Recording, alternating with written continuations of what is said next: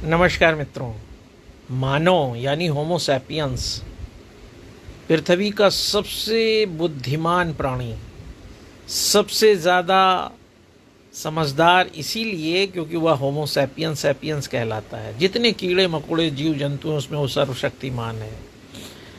आज से 10,000 साल पहले खेती करने पर भी वही मानव अपनी बुद्धिमत्ता का परिचय देते हुए यह जान गया था कि अगर कद्दू का बीज जमीन में बोया जाएगा तो कद्दू ही निकलेगा, उसमें से तरोई या भिंडी नहीं निकलेगी।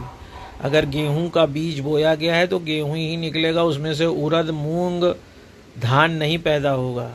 लेकिन वही मनुष्य कभी भी माँ शब्द के लिए इतना संवेदनशील नहीं हो पाया। माँ शब्द मैं इसलिए कह रहा हूं कि हर महिला के गर्भ होता है और उस गर्भ से ही जीवन का संचार होता है। जहाँ भी सृजन है वहाँ संचार है, वहाँ माँ है। इसीलिए माँ शब्द को कभी मानव ने यह आधार पर देखा ही नहीं कि जिस पृथ्वी को उसने माँ कहा है उसी पृथ्वी के सदृश एक माँ के गर्भ से वही बच्चा तो पैदा होगा जैसा उस गर्भ में बीज बोया जाएगा। अगर आपने बीज ही लड़की वाला बोया है तो लड़की ही पैदा होगी, लड़का कहाँ से पैदा होगा।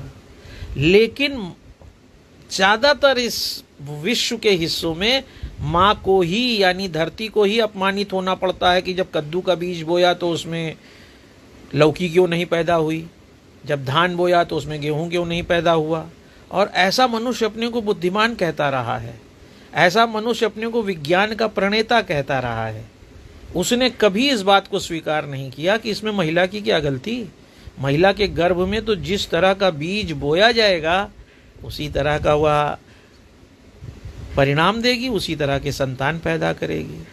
एक बार सोच कर देखिए कि क्या वास्तव में मानव ने अपनी बुद्धिमत्ता का परिचय माँ शब्द के लिए किया है। क्या माँ शब्द को इस तरह लिंग भेद में और बच्चा पैदा करने के लिए जिम्मेदार ठहराने में उसने कभी ग्लानि या शर्मिंदगी महसूस करी है। क्या माँ का दोष होता है बच्चा पैदा करने में? एक बार सोच कर देखिए और बताइएगा ज़रूर कि आलोक चांटिया जो बात आपसे कह रहा है क्या वह बात सही नहीं है कि माँ तो बच्चा पैदा करने के लिए दोषी ही नहीं है, बीज तो आप बो रहे हैं, आप दोषी हैं। अपनी बुद्धि को एक बार तो सत्य की तरफ ले ही जाइए।